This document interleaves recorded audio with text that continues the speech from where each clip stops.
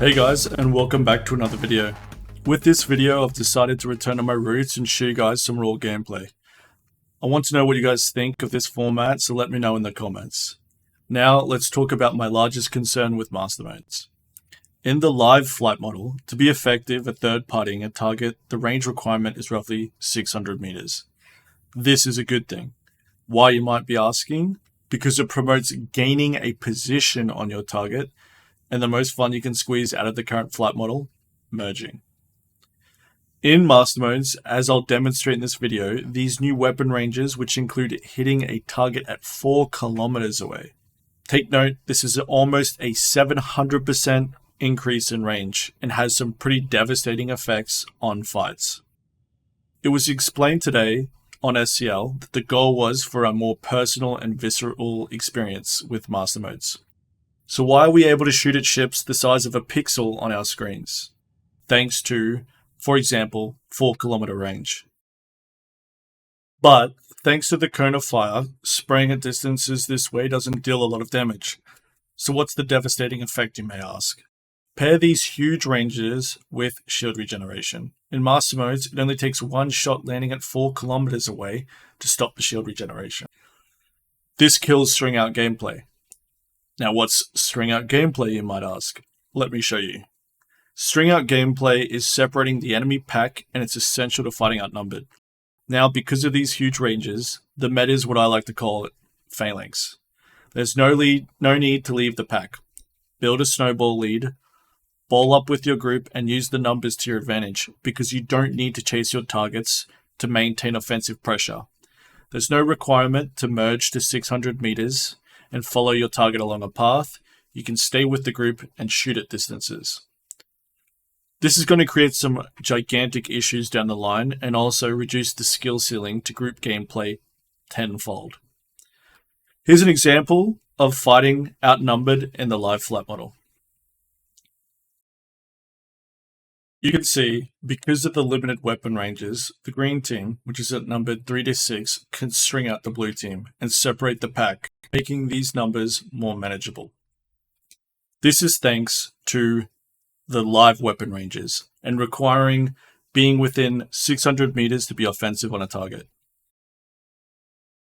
Another example where blue team has been strung out thanks to the weapon ranges. Here, the red line shows the separation and spreading out of the pack, or the other term I use, phalanx. Now, this is the future of master modes. With these weapon ranges, blue team isn't going to get strung out, and they're going to rely on these weapon ranges to engage at whatever distance necessary. This means the pack never separates. Now, what's the problem with this? I'll summarize my largest concern with this. The knock-on effects from this type of balancing will be that large groups won't be possible to engage. The game will become Zerg-friendly, which will then in turn make more fights unwinnable and, more importantly, unapproachable. This means less PvP even happens, and more groups will be standing down from engaging each other. It will also begin to highlight the limitations of how many players can be placed into a single fight with server limitations, since numbers will be the deciding factor on the fights to come. This also lowers the skill ceiling to group gameplay and makes me really worried about the future of Star Citizen combat. Anyways, it's time for you guys to see a small example of this firsthand. Now, the video you're about to see is just this squadron battle where I'm narrating some strategy as I play. But coincidentally, I think that this squadron battle specifically really highlighted the issue. So take what you will from it, and I'll see you guys on the other end.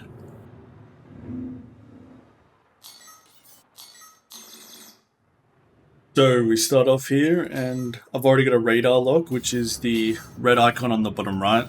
So they're targeting me. I'm going to back up a little bit, let some distance, some separation come between them.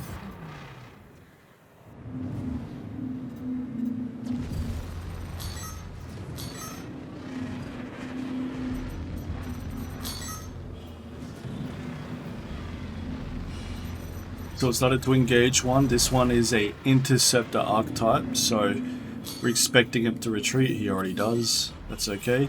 Important that we immediately swap to the next target that's next to our snowball. Try to be effective. Let the interceptors retreat. Don't get tied up with them. Another interceptor. So my shields are a bit low. We're going to play a little defensively. Looking at the radar, I'm extremely outnumbered. We've got to be careful of their snowball here. So again, I'm trying to find my teammates, trying to help them out, try to build some momentum between us all. Just some damage to get the interceptor out of here. He's starting to pull off and come back. I'm taking whole damage. This is starting to get dicey. Spending boost, going in the nav mode. Try to get away. Maybe I can waste a lot of their time here. I'm in nav mode. Just have to make sure I'm not linear here so I don't take damage. I'm pretty banged up already. This is the issue with master modes. The real issue is that weapon ranges are so high that you find snowballs and phalanx strategies, which is where if the group has numbers, the enemy group has numbers, then if they stay tight formation, then they can just shoot at range, shoot at short distance, build a lead from their phalanx. So right here, I'm just trying to find an opportunity.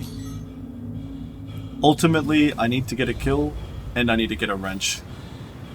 Okay, I've picked here. I'm dropping out of nav here to help my teammates. I've definitely got a tail, so I'm going to use these clouds. I'm dropping smoke to hide within, disrupt their targeting. This interceptor's kiting. I'm just trying to get some pressure down. Maybe I can kill him for a wrench and repair. I'm being extremely mindful of my radar right now. I know I've got a tail, which puts me on the clock.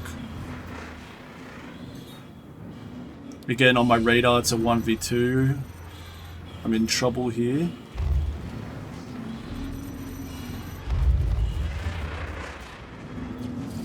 Gotta try and keep making sure that I chase this interceptor and I put my front shield to my enemy as much as I can, you see? Every time they shoot at me, I'm trying to place my front shield in between us. We go for the nav mode spool. We can't beat these odds. I can barely afford to take any more damage. And it doesn't pay off. See, this is the issue with master modes here, boys, is that numbers are the end-all be-all. There's very little situations you can win where you're outnumbered like this, and it's worrying. Alright, so let's rejoin the fight. There's a wrench, and they've picked it up. That's unfortunate, but he is missing a shield. I can still capitalize on this.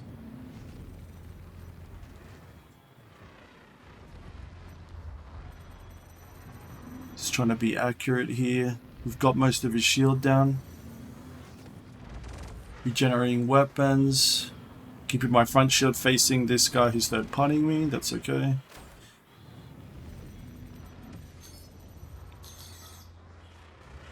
Got a little bit of momentum here. Although I am outnumbered again. And again, the phalanx strategy wins. Numbers wins all. A major concern. In come my teammates. I'm going to try and string these guys out the best I can, which is, again, extremely hard to do with these toxic weapon ranges. Look at how far they're targeting my shield right now. Like, I should be regenerating shields, but I'm unable to because they can shoot up to ranges of 4,000. They only need to land a couple shots, and then that kills my ability to regenerate shields and makes it impossible to come back into the fight. So, I'm in nav mode.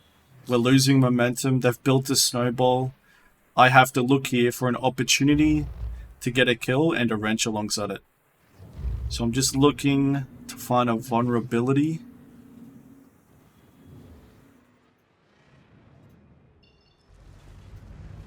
Just trying to stall. Hopefully buy my teammates some time so that they can wrestle their way back into this.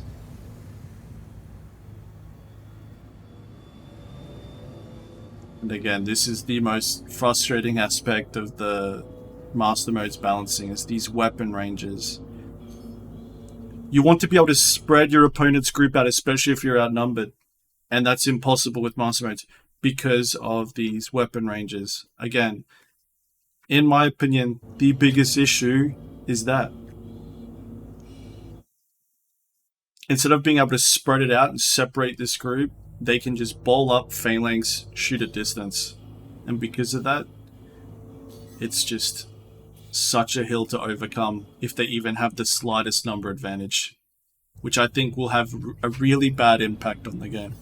I've got concern here, guys. Real concern.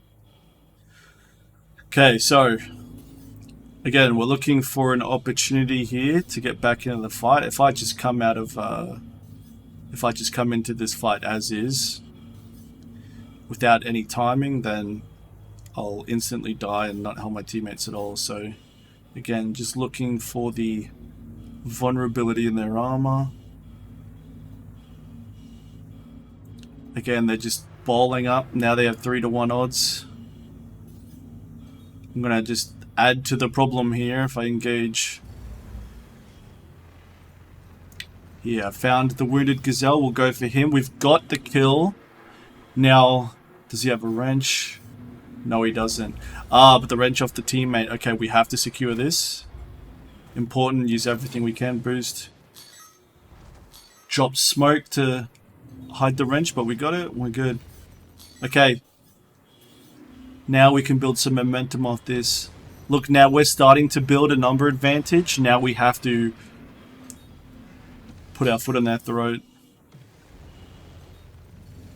It's so important that I establish some momentum here when it comes to these two groups fighting, so need to perform here. Not afraid to use boost offensively here. I just need to get this done.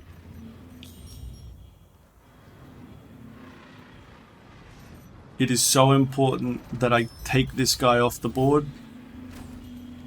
And we start to... There we go. Nice. So there's one. Although numbers don't look good, there's some teammates. We can use this gas cloud here to... Sorry, this smoke cloud to regenerate some shields. There's our target. It's an interceptor, so again, usually when you're dealing with the interceptor archetype, you just want to get some pressure on them and then they'll crowd control themselves by retreating. Although I've taken an engine here, I've got one of their engines very damaged, which is an opportunity. If I can get damage onto that same engine, he'll lose the wing, lose all control, he'll be of no help to his team. I'm just looking at the shield facings here, right? Like, I'm looking for opportunities between these players. Who has front shields, who has back shields, what class type are they, etc. Picked up some valuable ballistic ammunition. My shields are recovering, this is great. I'm in a face fight, but my front shields are in a good spot. Trying to juke his position here. Get some pressure. He's starting to get really hurt.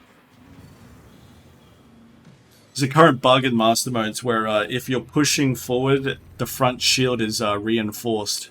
It's actually a neat kind of bug because it promotes playing aggressively rather than passively. So I'll be sad to see it go. And I wouldn't mind a mechanic that worked similar to that, to be honest. Okay, so we've caught the interceptor from behind. This is great. This damage is just going straight to his ship, which is great. He's got all his shields to front. Doesn't matter because I've got position. I'm completely ignoring that shield.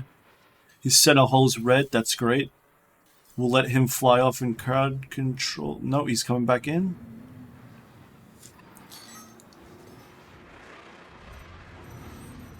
Okay. Again, rear shield is weak, so we'll try to aim for the rear of his ship, get some damage.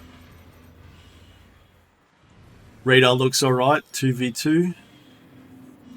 Their third making his way, which puts me on the clock. One engine on both the interceptors is red, and this ship has Taking a lot of damage in the hull also. So despite them having numbers, we've banged up these ships pretty good. An issue with flying the interceptor class like these guys are is sometimes your constant aggressors and then degressors, so these small retreats, are actually just buying the light and heavy fighters time to build a snowball lead at the center of the phalanx. So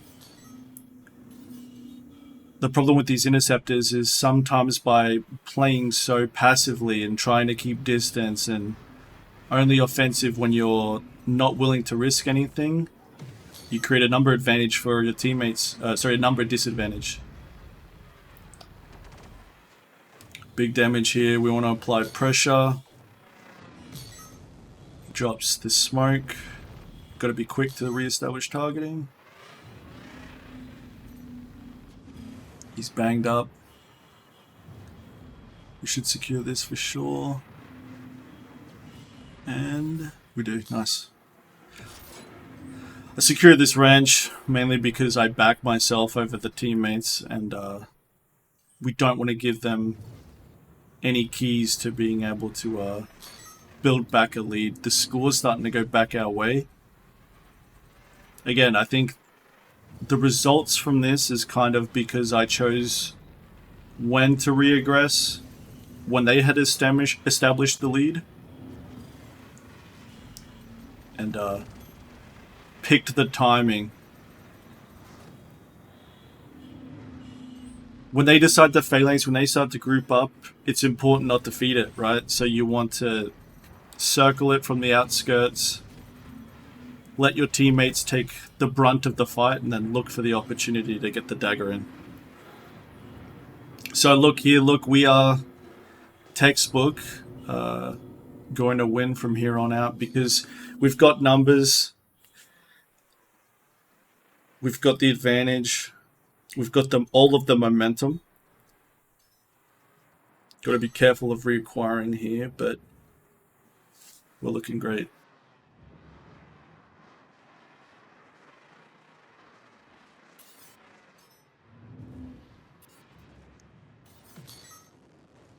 So they've moved off of their interceptor classes. Now one's flying a Hornet and a Gladius, which means they're electing to stay in the fight and try to brawl it out.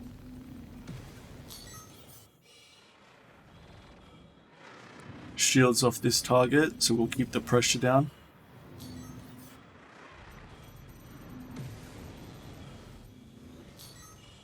Even if we can get a significant amount of damage to his hull, that will cause him to play so carefully that he won't be nearly as effective. But he sticks around, takes the damage, falls.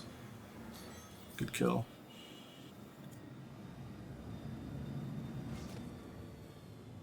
Comes the Hornet. The Hornet's currently bugged, by the way. It's got broken capacitors, so it's doing far more damage output than was intended because it is regenerating based off old stats, so don't take the current balancing of the Hornet seriously. Again, behind him, avoiding his front shield, trying to pre-nose here. We're going to get the pre-nose, are we? Yes, we are. Beautiful. All that hull damage. Nice. There we go. We're going to secure the ranch, which means secure the momentum. Don't allow them to recover. Try to get as effective as possible, as quickly as I can. We've stripped his rear shield. There we go. And we win. We turn that around. An ugly start, but there you go. Alright, so if you got this far, I hope you enjoyed it. I've definitely got some concerns with master modes. I feel like that squad battle kind of highlighted just how a number advantage can create a huge snowball effect and often be a hill too steep to climb.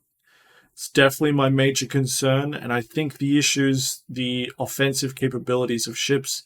I think it's too easy to be effective on offense, and I've got concern. But we'll be around. You'll see a lot more videos in this channel. Let me know what you guys think. I'll catch you guys in the next video, yeah? Fly safe, or don't.